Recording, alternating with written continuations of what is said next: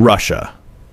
Russia has the largest military in Europe by almost every single measure. 1.3 million active soldiers, over 6,000 nuclear warheads, the largest stockpile of nuclear weapons on Earth, a navy that spans multiple oceans, and an air force that can reach almost anywhere on the planet.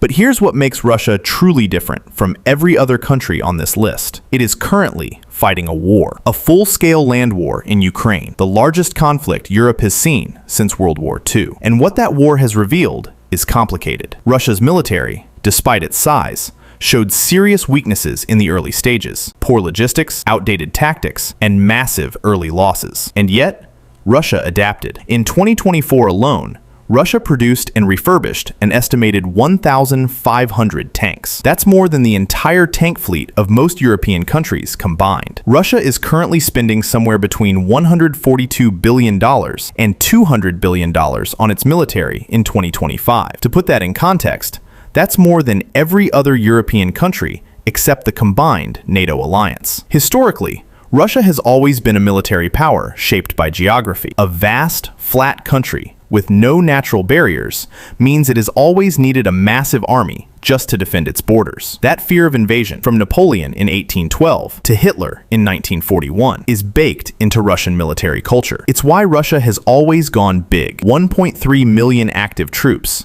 Poland. Poland is building the most powerful land army in Europe, and to understand why, you need to understand Polish history.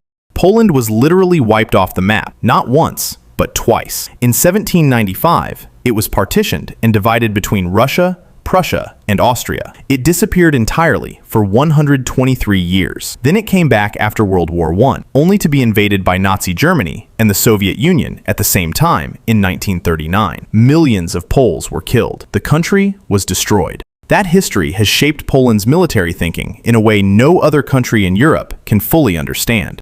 Today, Poland has over 216,000 active soldiers, the third largest military in NATO after the United States and Turkey. It is spending 4.2% of its GDP on defense in 2025. That is higher than the United States, higher than the UK, higher than France. Poland has ordered over 1,000 tanks. By 2030, its tank fleet will be larger than those of France, Germany, the UK, and Italy combined. It has signed contracts for American Abrams tanks, South Korean K-2 tanks, and American F-35 fighter jets, all at the same time. Its goal? 500,000 total military personnel, including reserves. Poland's prime minister said it plainly. They want to build the strongest army in Europe, and right now, they're on track to do exactly that. Germany. After World War II ended in 1945, Germany made a deliberate choice. A cultural, political, and even constitutional choice to never again become a dominant military power. The word they used was nie wieder, never again. For 80 years, Germany kept its military, the Bundeswehr, intentionally small, intentionally limited, and intentionally dependent on NATO and American protection. It spent well below NATO's 2% GDP target for decades. Its equipment aged. Its readiness declined. In 2018, a German parliamentary report found that none of Germany's submarines were operational. Zero. Not one. And then, Russia invaded Ukraine. On February 27, 2022, just 3 days after the invasion, German Chancellor Olaf Scholz stood before Parliament and gave a speech that shocked the world. He called it the Zeitenwende, the turning point. In a single speech, he announced a one-time €100 billion fund to rearm the German military, and committed Germany to spending over 2% of GDP on defense permanently. Germany's 2026 defense budget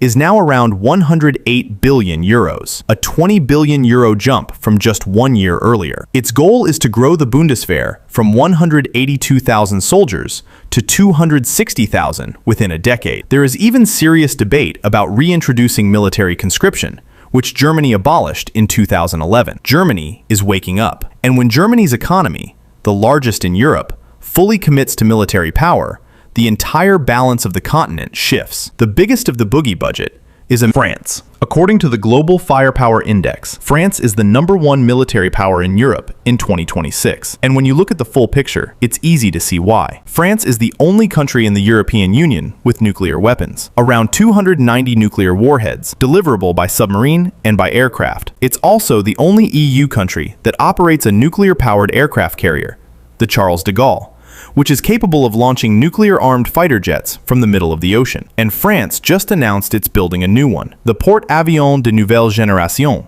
or PANG, will be the largest warship ever built in Europe, displacing around 78,000 tons and measuring 310 meters long. Cost?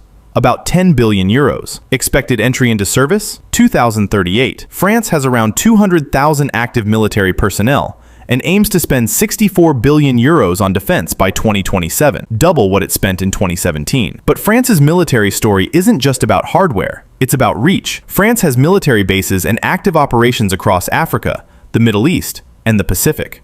The French Foreign Legion, one of the most elite fighting forces in the world, accepts soldiers of any nationality and has fought in virtually every major conflict of the past 200 years. France is not just a European military power, it's a global one. France, 200,000 active troops, 290 nuclear warheads, #1 in Europe per GFP 2026. Ukraine. Before February 24th, 2022, Ukraine was ranked 22nd in the world on the Global Firepower Index. Today, despite fighting the most intense land war Europe has seen in 80 years, it ranks 20th. That tells you something important. Ukraine's military has been transformed by war. It now has approximately 900,000 active troops, more than France, Germany, and the UK combined.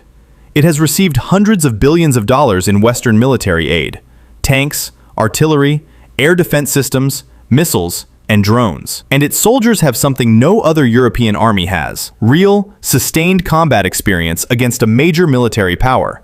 Ukraine has destroyed more Russian tanks than most countries even possess.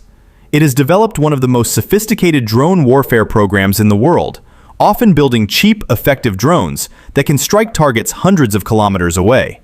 It shot down multiple Russian aircraft worth hundreds of millions of dollars using creative tactics and Western-supplied missiles. Historically, Ukraine's relationship with military power has been complicated. After the Soviet Union collapsed in 1991, Ukraine actually gave up the world's third-largest nuclear arsenal, over 1,900 warheads, in exchange for security guarantees from Russia, the US, and the UK in the 1994 Budapest Memorandum. Russia violated that agreement 20 years later. Today, Ukraine is fighting not just for territory, but for survival. And in doing so, it has become arguably the most experienced and battle-tested military force on the European continent. Ukraine, approximately 900,000 active troops, real-time combat experience, ranked #20 globally. Finland. Finland has 40,000 active soldiers. That doesn't sound impressive, but here's the thing. Finland can mobilize nearly 900,000 trained military reservists. In a country of 5.5 million people, that means almost 1 in every 6 citizens is ready to fight. And Finland has been preparing for exactly one scenario: a Russian invasion. To understand Finland's military philosophy, you have to go back to November 30th, 1939. That's when the Soviet Union, despite being vastly larger and more powerful, invaded Finland in what became known as the Winter War. The Soviets expected it to be over in weeks.